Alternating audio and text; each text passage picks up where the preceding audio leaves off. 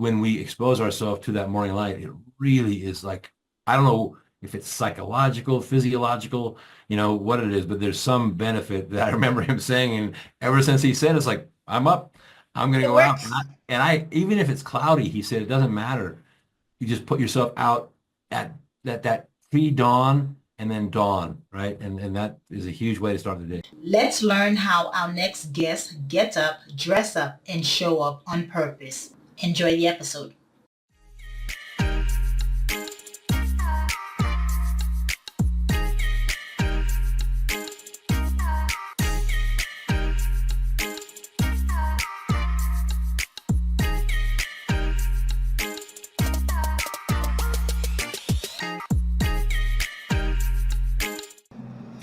Hello, morning enthusiasts. Welcome to the Best Morning Routine Ever podcast. I am your host, Dr. Lunid, and today I am elated. I'm excited to have with me a very special guest.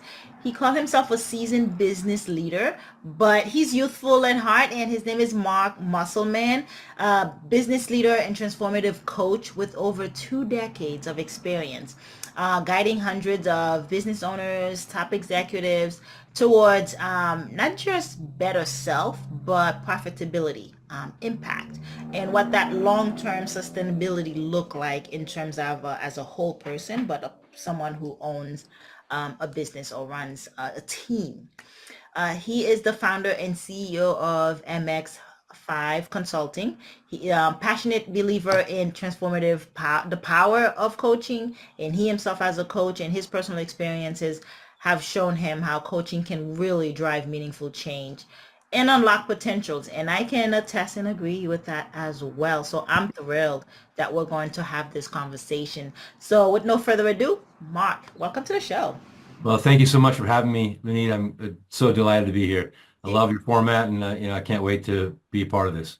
It is such my honor. I'm really excited. I love your journey because it sounds like you yourself started out with a coach, and then yeah, because that's what I gathered from reading it. So let's talk about how your journey led you here. Yeah, so I was blessed to be part of a family-owned business. I went out on my own initially when I finished my university studies and entered the work world, and ended up in a company that I didn't really fully align with in terms of their values. Loved what they were up to, but there were some things that didn't align. And my family had a small business. My father and about 7 other employees. My immediate older brother was in it at that point in time. And I left that big corporation, international corporation, to go take some of those skills I had learned in that environment and apply them to this small family-owned business. So I did that, and I was part of that family-owned business for a total of about 21 years. About halfway through that, I have 4 siblings, and all 4 of my siblings joined the business.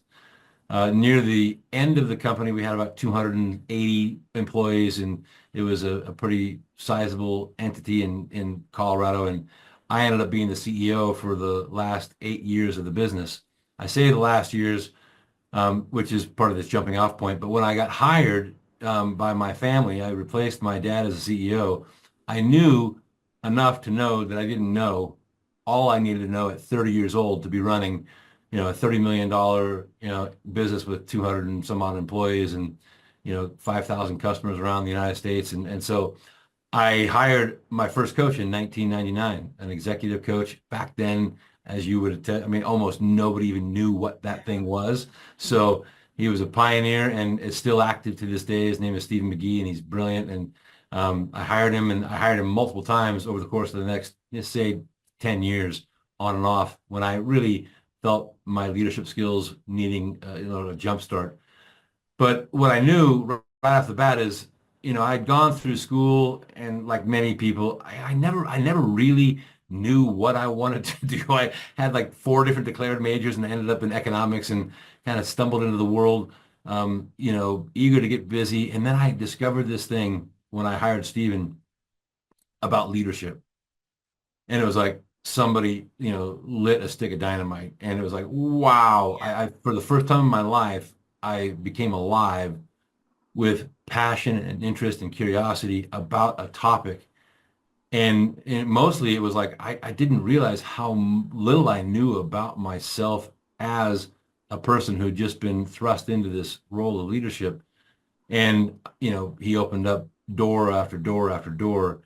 And, so I love the idea of self-discovery and that sense of self-awareness. And I think that was what began for me, what has become a lifetime passion and commitment to, serving others as they work through and explore and try to discover their own expression of what leadership means to them. Yeah, because you lived it. You Yeah, lived it, yeah, you were in it, and you know what it takes to run the company, the business, and you know the questions to that were, because there's a piece we're going to talk about asking the right questions. You know what to ask to actually get them triggered or open. yeah. Well, I think the power of an effective question, and the silence that follows that question, right? So there's, I think, lots of people who have great questions, and then there comes a point after the question is asked to just hold for an answer and not feel compelled. When I was younger doing this work, I was really trying to impress people that I was smart and that I knew something and I could really be of help. So I'd ask a question and then I'd sometimes answer the question I just asked. And that really deprives the person working through the question the gift of discovery, right? So I've learned a lot of things, mostly, you know, to be still and to be silent and to have patience and wait for somebody to sit with a good question and work through it to find their own way forward. Um, and the right question and sometimes the question can be as simple as what else? Say Mm. more. Go on. Why that? I mean, really powerful two-word questions that leave somebody with that sense of, well, okay, I'll go to the first level. Now I'm in level two, maybe level three, four. When I get into level five, level six, now I'm really, really discovering some things about myself that, I probably already maybe had been aware that were there, but now I'm openly talking about them. And from that place, lots of magic can happen. Yeah, it's really strategic, the way it is set up. Let's talk Yeah. about that. Yeah. So I think you're right. I mean, you know, one of the things, it's probably a good time to sort of mention this when I work with a client, and I want to be really clear. I borrowed this approach from a woman named Susan Scott, who wrote a brilliant book called Fierce Conversations. And I was given that book in 2002 by a gentleman, Don Myers, who was my coach at that time. And inside that book, she has a question that she begins every coaching session with, which is, what's the most important conversation you and I need to be having right now? Boom, right? And that question, given silence that follows and the opportunity to name what's the most important thing, allows, in my case, the person I'm working with to own the conversation, to own the direction, to own their own growth and discovery, right? So that for me is an important question. It's strategic because it sets the tone right from the bat that it's, this is your work. I'm here to facilitate your work. I'm here to help guide and accelerate your work. But these questions are designed for you to sit with them and then, from that work your way forward. So it is strategic. And all those little questions that I just had, which are the two, word questions, and all of them being open-ended, effective questions, all that is, I'll say, strategy, it's technique, it's years and years and years of practice, as is the intelligence and the wisdom and the experience to let somebody sit in the discomfort of all of what they want to say and what they don't know what to say, right? There's brilliance in that as well on their behalf. So, Yeah. I think you're spot on. Mm-hmm. And I want to talk about how sitting with that question or sitting with that discomfort doesn't necessarily have to end after we part ways or that hour is over, right? Because then we were talking offline about the name of this current podcast, and I told you I sat with it. I sat in silence until it came, and it took a couple of weeks, if not maybe a month or so, for it to come. But when it did happen, it was like pure resonance. It was just like it was meant to be. And so let's talk about this sitting and being still in that silence, the power that lies in there. Yeah. Well, I had this guy one time, and I love this, and I'll share it with you because I think it's brilliant. Not my work again, but I was working with a guy and he said, don't just do something, stand there, which like is the exact opposite of what we Oh, mostly yeah. do. Don't just stand there, do something, right? It's like get into action, do something. And it struck me as like, what do you mean? He said, what I'm inviting you to consider is slow down, be still, do nothing, and let that space of nothingness create an opening for discovery, for something that the movement and the action and the activity masks. You can't often see the things that you need to see when we're getting from A to point B and we're always in a hurry and we've got our phones with us and they're distracting us. So to unplug from all that, and I think this is one of the real gifts of sort of that, whether it's a consulting or a coaching relationship or a therapy or a counseling, is the invitation to be operating at a different speed. Sometimes the speed is do nothing, sit still, and let wisdom, really reveal itself, right? And that's what sounds like it happened to you in your naming of your podcast, right? And it's an intuitive process. I mean, when I do my work, I always say that it's based on the premise of this thing called the primacy of self-discovery, which really sort of suggests that we as human beings have an innate level of wisdom. Mhm. And sometimes what we need is that wisdom to be revealed. And oftentimes that happens, like you said, in your silence, or it happens with a question, or it happens in conversation, lots of different ways it can come out. But I think most of us know how to move our lives forward when given the chance and given the condition. And, it's this thing up here, right?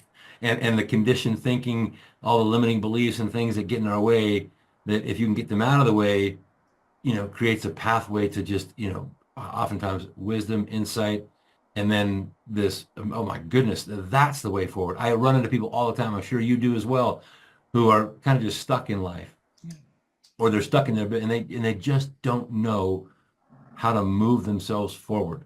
Yeah. And they've tried everything they can imagine, and still nothing's moving them forward. And so I think the kind of conversations that you've been having for, a long time, 6 years now, a couple thousand of them, I mean, it's amazing. I mean, those kinds of conversations, and people who listen to this, they gain insights, and then what they do with those insights is hopefully what can help them, cross over that barrier and create a breakthrough where they've been stuck. And so I think that silence is a really important component of that. Yeah, you said something that I want to tap into that's very powerful. It's that it's not learning something new, it's the remembrance, right? It's that wisdom you talked about. It's Yeah. being revealed because it was never forgotten. It's always been there, but it's been muffled by Right. a lot of noise, right? Yeah. Well, there's a guy that I knew at one point in time and was doing a lot of work with maybe 5, 6, 7 years ago. And he referred to it as the mud that gets in our eyes. Hmm. Right. And so one of our, opportunities is to clear the mud out so we can see more clearly. And, sort of metaphorically, the mud could be stories that we've had from our past, experiences that, we've had from our past, shields that we've put up to protect ourselves from, things that have happened, all these things that can interfere with clear vision. And many of them, there's people who are in my life, and myself probably included in all this at certain stages, something happens, and then, I attach myself to a story around that thing that happened. And if I listen to that and tell that story long enough, I can put mud on my eyes. And then somebody might ask me a series of questions, which is what I think great coaching does. And then all of a sudden it's like, oh, wow, now I can see with that vision, I can move forward and create a podcast that is going to have thousands of people, as guests, and how many millions of people listening to it as, visitors to the podcast. I mean, as a single thing in the world, right? So, Yeah. I think that's that piece of revealing itself, and that sense of innate wisdom, I think are really critical. Yeah, and I think the the pause when people reach out like you did at 30 years old when you were thrown into the CEO role. You called the coach. That was a pause. That was that awareness of like, oh, I don't know much. Like I need Right. somebody to kind of hold my hand and guide me through this process. And I think that pause alone is huge. Just that shift. Yeah. It's gigantic in starting the ball rolling into that change that needs to happen, or that awareness is key. Yeah. Well, I look at this idea of coaching. So I'm 58 years old. I've, lived in Denver my entire life, and I have been a volunteer youth athletic coach for about 23 years. I have a son who's 28 who started playing soccer when he was 5, and I thought, well, I'll jump in. And I have now I'm in my 15th season at a high school.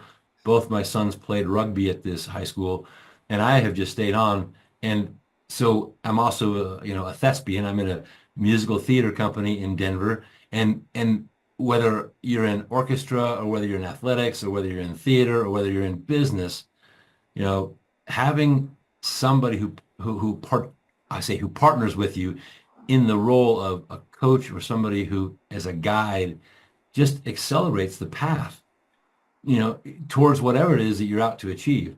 If you took all the coaches off the athletic field and you just put, a bunch of little players running around, it would not have the same outcome.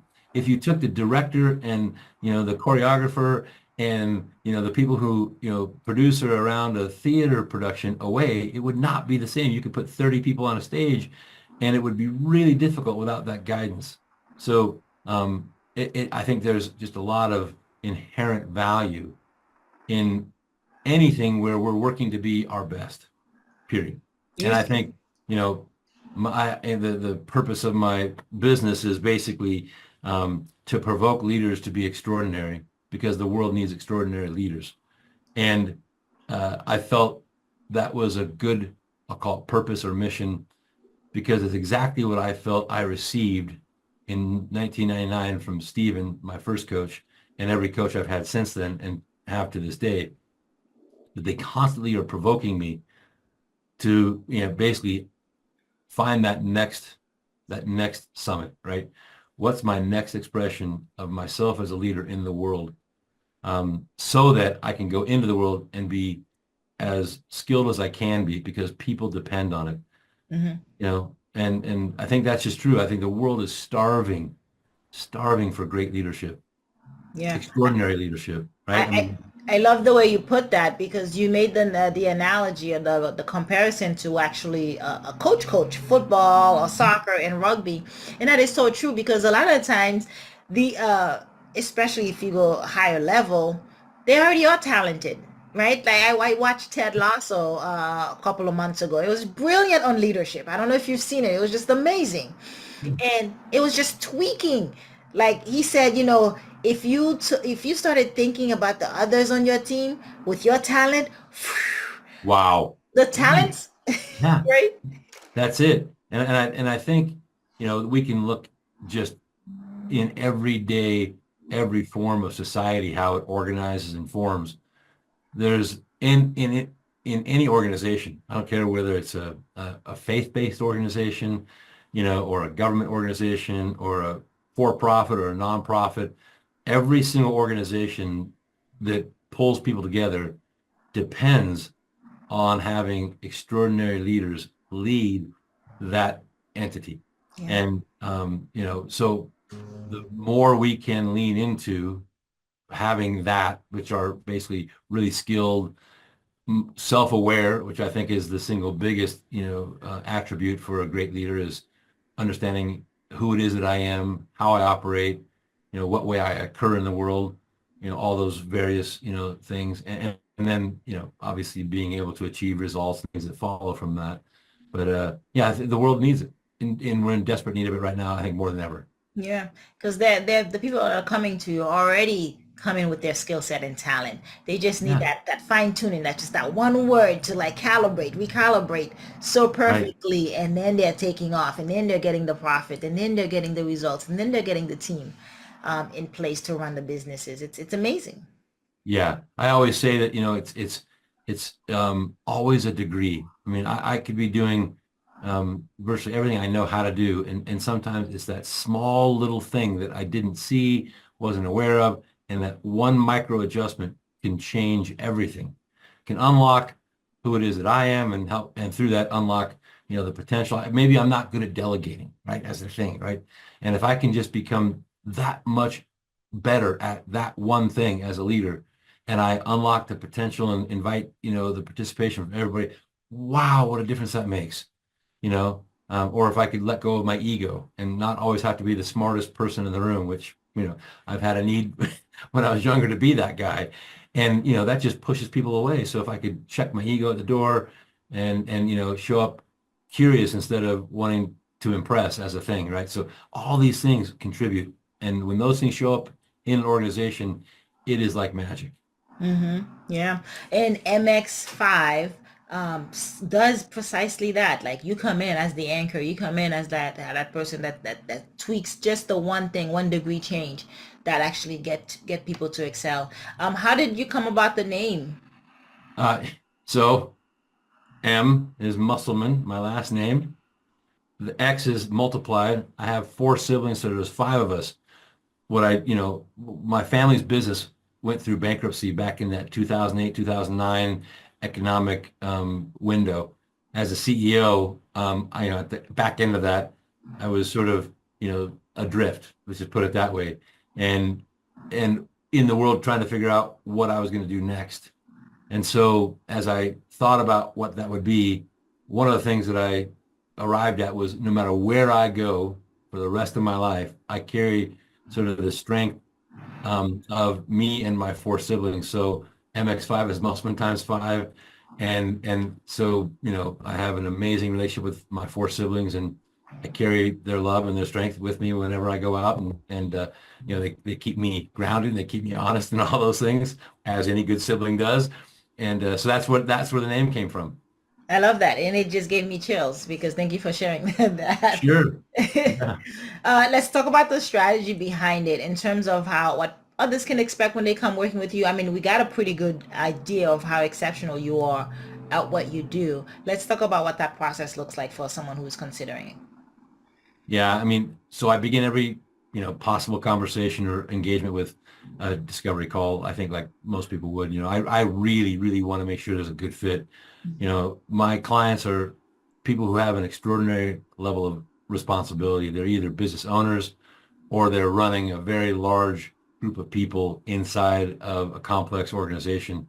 And, I want to make sure they're open, that they're there for reasons that are not them trying to be fixed or solved, but they're working to become the best version of themselves so that they can go back into the organization they're leading and do a more effective job.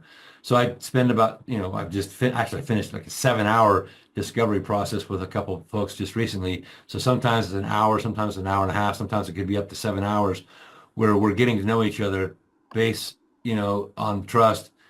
And then I would go through a process I call it the 4 A's. It's align, right? Sorry. So assess, align, accelerate, and achieve, which is basically I got to know what's going on first. So that's why with that 7 hour when I explained, there was a lot of moving parts. It just took me longer, and I'm okay committing that amount of time sometimes to figuring out what's going on. So there's an assessment piece. Then it's aligning around specific goals and objectives. Like, what do you want? And why do you want the things that you just shared with me? And then we accelerate the pace or the speed from where they've been to where they want to go. And then the ultimate piece, I think, with the end is a sense of achievement when they can end the whole process and say, I started here, I ended here. And that is, in my view, feels like success. Yeah. And then there's the other long term. I've had 2 lunches this week with clients that I've worked with over the past 10 years as just dear friends, right? So that's the beauty of this is they become part of my life and part of my world when it really works.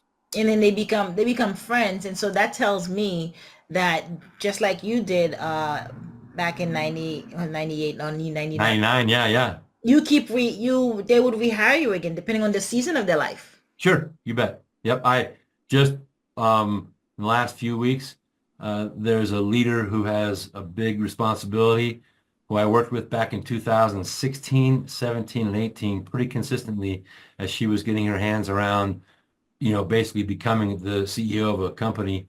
And then, for what, almost 10 years, we had lunches, we'd go, catch up and, have conversations about life. And then lo and behold, about a month ago, she reached out and said, I am in a crisis. And, I just thought, like, who could I reach out to? And you were who came to my mind. And so we started meeting again. And, the great part about that is we can pick up like that, right? Mhm. Right, almost from where we left off. And she's an amazing human being. And I love the conversation. I love being back in that with her. Beautiful person doing amazing work in the world. And so, as you and I were talking before, this idea of feeling so blessed, Mhm. right? I mean, the amount of blessing that comes from the work that I do is overwhelming. And, and I'm a very competitive person, right? I've been athletic my whole life. I've been in musical theater. I, have lots of areas in my life where I've wanted to excel. So I like the idea of establishing goals and achieving goals. And I like partnering with people who are up to something. And I always call them sort of, people who are ambitious. I love working with ambitious people who are open-minded and recognize, I've got this level and I want to go to this level. And I'd like to partner with somebody who can help me get there quickly. Yeah, it's so fitting because then you're impacting and getting them to achieve their goals, and in return, that's just fulfilling, for you. Absolutely. Yeah, no question. Let's talk about your morning routine. How do you get up, dress up, and show up? It's a great question, and I love the timing of this. I just had I somehow over the last, I'll say, 4 to 5 years, and I think it's possibly a result of COVID. I want to say that as a thing that I think's happened. I've had a lot of opportunities to work with, in particular, young men in their, say, early 20s. And, and I'll just say for some of them, an experience of a failure to get a quick launch off the launch pad for lots of reasons, right? Mhm. Um, and so I've been in a lot of conversations in the past couple of years talking to young men about this idea of a morning routine and how that in and of itself sets a person up to win the day. And if you set yourself up to win the day more often, you win the week, and then you can compound from there. I want to be really clear that, I didn't really have what I would call a structured morning routine until about 7, 8 years ago. I was in a marriage for 27 years, a relationship with that same woman, Laura, for 30 that ended through divorce. And when that happened, I was adrift. I mean, like adrift, like, A in bag in the wind. a bag in the wind. Absolutely. I think that Katy Perry has a song talking about something up in the way. I felt all that, totally unmoored and really in a lot of pain and, trying to figure out what to do with my life. And at that moment, I happened to come across a guy who was in California, who had basically recognized there were a lot of men in their 40s, 50s who had been married, it's a whole bunch of, owned a business, were had kids, and he calls it the trifecta of insanity, and just suffering. And so what he introduced to me was a really profound morning routine. And I've adjusted it since then to fit my needs, but I have a very specific morning routine that I follow because it works. So I wake up every morning. The very first thing I do when I open my eyes is just thank God I'm alive, right? I thank you for the gift of another day. And then I start with thanking my parents for giving me life. And then I go through my a routine of like my siblings and my children and Whitney, who's my soon-to-be new wife, Laura, who was the mother of all four of our beautiful kids, all my nieces and it just expands, right? So it's just, I always begin every morning that way because somebody once told me you cannot both be simultaneously grateful and miserable. And I just prefer to be grateful. Yep. It just works better. So I do that. I get up, I go in, I have 16 ounces of room temperature water, I hydrate, I weigh myself. I've struggled with weight pretty much as an adult male, and I just, it's a thing that's, I like to kind of get a gauge on where I am with my own battle with health and wellness. And feels good when I'm winning it and doesn't feel as good when I'm not. And then I go for a morning walk almost every morning. And I say almost because I used to speak in hyperbole and say every morning. I don't do it every morning, but I do it most mornings. And I do it early, like 5:30, 5:45. There's a guy named Andrew Huberman who has this thing called the Huberman Lab, and I love it. And he has lots of great guests on there that are scientific, and they talk about first light, this idea that one of the most amazing things you can do as a human is expose yourself to first light. So I go for a walk, I come back and then I make myself a cup of coffee, very ritualistic. I love coffee in the morning. Actually, I like cream with a little bit of coffee in it. That's to be really honest, you know. And so I have a cup of coffee and then I basically go and I do something that feeds my brain. So I listen to Andrew Huberman as an example, or a guy named Sam Harris, or a guy named Brian Johnson who has a group called Heroic, and it's all thought leadership basically, and it's all things that I like, and so I do that for about, and then I go upstairs to my office, where I am now, and I meditate, and meditation has become like oxygen to me.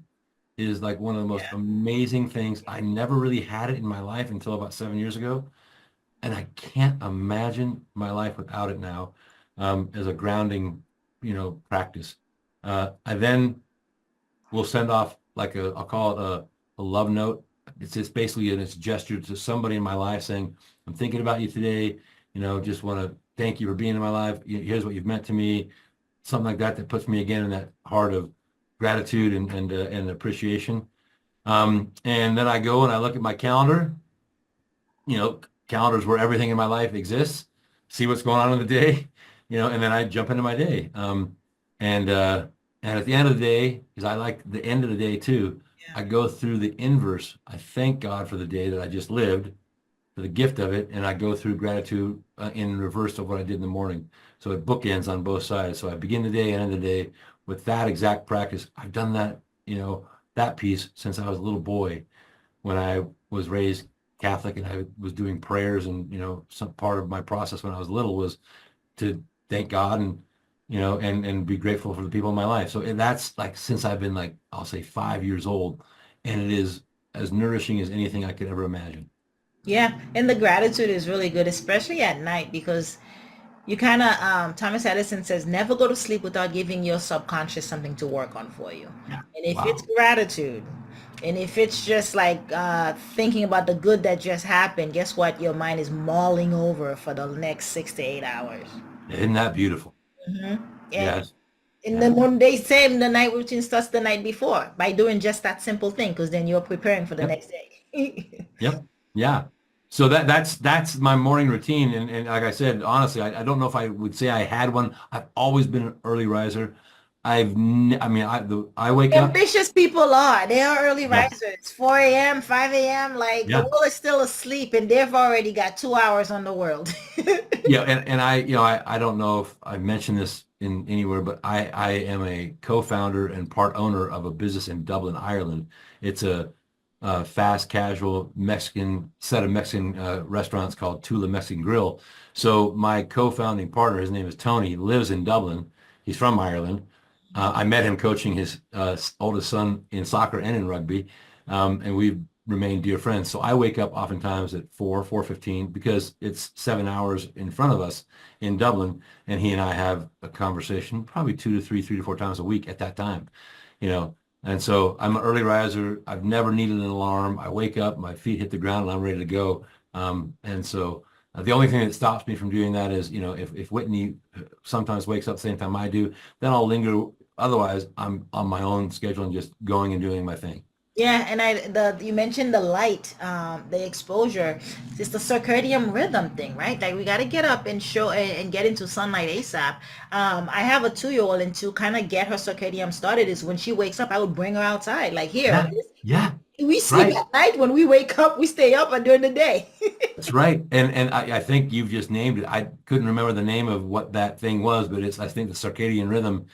And, when we expose ourselves to that morning light, it really is like, I don't know if it's psychological, physiological, what it is, but there's some benefit that I remember him saying. And ever since he said, it's like, I'm up, I'm going to It go out. works. Even if it's cloudy, he said, it doesn't matter. You just put yourself out at that pre-dawn. and then dawn, right? And that is a huge way to start the day. So, Yeah, that fresh air. You smell mildew. You smell woods. Like oh especially if it yeah, rains a little bit, it's just like you're yeah, camping. It totally. smells really Well, nice. it's funny you should say that because, in Denver right now, all of I'll say the crabapple trees and the peach trees and all the fruit blossoming trees are in full bloom. And when Gorgeous. you're out at 5:30 in the morning and they're like fully blooming and there's no traffic and there's no, exhaust, it is a fragrance overload. It is unbelievable. And I'll just stop there and just like sit in the middle of these trees and it's like, oh my goodness, how could this possibly be? It's such a gift. You can't be miserable after that. Like you set the tone already for your day. Absolutely. Yeah. I mean, one of the other things I'll mention is it was a guest of his who said, when we walk, we typically look down at the sidewalk or whatever it is where, obviously if you're on a bunch of loose rocks, you probably got to watch where you're going. But I walk mostly on a sidewalk or in a green belt area. And he said, instead of looking down, look up, look at the trees, look at the way in which the wind moves. And ever since that podcast, I've done that. Not always, but most of the time. And it is amazing what happens when you move just that simple, glance from downward and on the things in front of you to up and what's happening. And it's like, it's magnificent. It's amazing. So if you're not doing that, I'd highly recommend you do because it'll change your entire experience of everything you've ever walked on. And that advice is free. Like this is going Totally. to Yeah. change everything for you. You just got coach. You Yeah. didn't even know it. Just yes, looking up for me, it's just noticing tumbleweeds while I'm driving on the freeway. Yeah. It's these little things that causes you to pause and get in Yep. line and in sync with the universe. And then that actually brings in it brings in peace. Just walking and looking at the different shapes of the clouds or Right. you said the wind in the trees. It changes everything when you become that awareness because then you're not on survival mode anymore, right? Like now That's right. you're seeking peace and you're connecting in a different way. But we're just a lot of people are just rushing out. They don't have time for any of Yeah. that. Well, and I want to say that again, using that word, feeling blessed, I want to, I do create the time and I get up early to make the time and I want to be distinct about that. And, I'm in a phase in my life where all four of my kids are independent. They're off doing their own thing, right? And so I had a number of years when they were younger and just catching a breath to do anything was like, a sanctuary. So we run through different, and if you've got young kids at home, I mean, yeah, that's pretty demanding. And I remember that guy I mentioned to you, that first coach, his name was Steven. I remember when I was meeting with him, I have four kids. They were like 8, 6, 4, and 2. And he said, well, Mark, tell me about your hour of meditation. And I wanted to reach across and say, you want to know what my hour of meditation is like? Yeah, there's no such thing as an hour of meditation in my life with a 8, 6, 4, and 2-year-old. And he, at that time wasn't married, had no kids, and just didn't fully understand like how much time, understandably and responsibly is dedicated to raising kids if you're going to be involved in their life at that stage of life. So I'm blessed and grateful that I have those, years behind me. I love them all. And now I have a lot more freedom in my schedule than did at one time.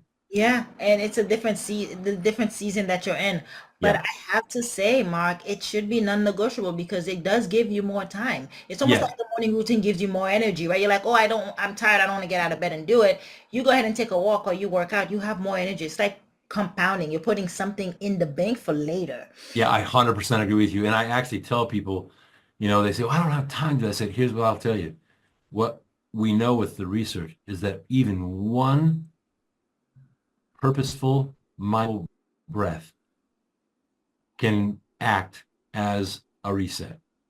And meditation as a practice is, for me, really showing up as a reset, calming my nervous system, grounding me, putting this thing up here, on the side for a while, and just one mindful, present breath can do that for you. And people who are historically athletic, I say, listen, 10 minutes 10 minutes is enough to break a sweat. It doesn't have to be an hour. It doesn't have to be, but Right. there's nobody who can, ignore the fact that you can't find 10 minutes.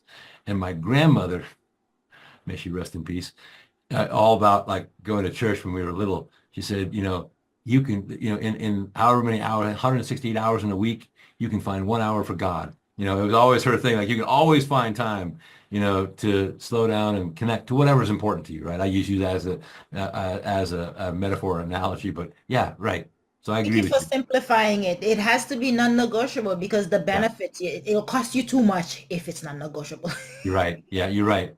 I agree with you. Thank you for that adjustment. Yeah. 100% on your page. It has to be said. I want to talk to you about the nervous system. I gotta let you go. I'm taking too much of your time. The nervous system you mentioned, trauma stuff gets tagged and attached to it, and you that one breath you mentioned can release and reset your nervous system. Please tell me a little bit about that because a lot of people don't understand the nervous system is all over your body and it's carrying a lot of trauma, and that's why we're so reactive. Yeah. And the benefit. Yeah. Well, again, I am a consummate consumer of just, I'll call it thought leadership information, science. I love it all. And there have been a number of people who really looked at the physiological benefits of the gift of even one single focused breath. What it does is it takes anything that's up here. I'm using that as sort of a level of anxiety and energy, and it just drops it.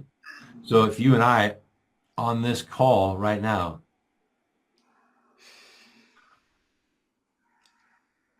I just do one, and you can feel it.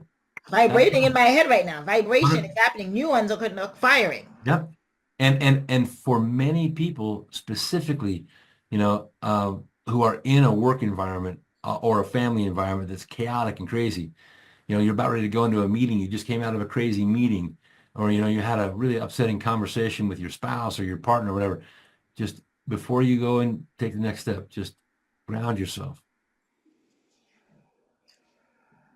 and then proceed. Right? It's very similar to the whole thing we talked about, being still. Yeah. Well Yeah. put. Mark, where can we find you? How do we connect with you? Yeah, so probably the easiest way is just through my email, which is Mark with a K, very clear about that, at mx5consulting.com, or I have a website, which is www.mx5consulting.com. If you go there, there's I think a contact us, button. You can do that. And there's a way to send a message to me if you want to get in touch that way. I love listening to you. I love listening to what you have to say and all that you embody. Thank you for sharing your presence today. Please be kind and leave us with, I know you're an avid reader, with either a quote or something that resonates with you that we can sit with while towards the end of this. Well, I'll say it in this context. I have a 23-year-old son who lives in New York right now, and he's thinking about moving, and he's got all the anxieties with, a person confronting a big change in life. And I shared with him this model that I've kind of lived by my whole life, which is, leap and the net will appear, right? That sense of trusting that there's something greater at play, and it's the courage to let go of what you know and what you have and trust that something new will appear in the space, the void, and that'll, catch you and move you forward. So leap and the net will appear. I love that. In that notion that things are not happening to you, they're happening for you. Yeah, you bet. I love it. I love it. Thank you, Mark, so much for coming and sharing with us. It's been such a pleasure having you on. It's been a delight for me. Thank you so much, Lenita. Thank you. It's been a wonderful conversation. All right. Hope you enjoyed today's episode. Please comment and tell us what was your favorite part, your favorite habit that you are going to try out for yourself today. Comment below. If you haven't already, be sure to subscribe. Until next time, I will see you at the top of your best morning routine ever. Stay blessed.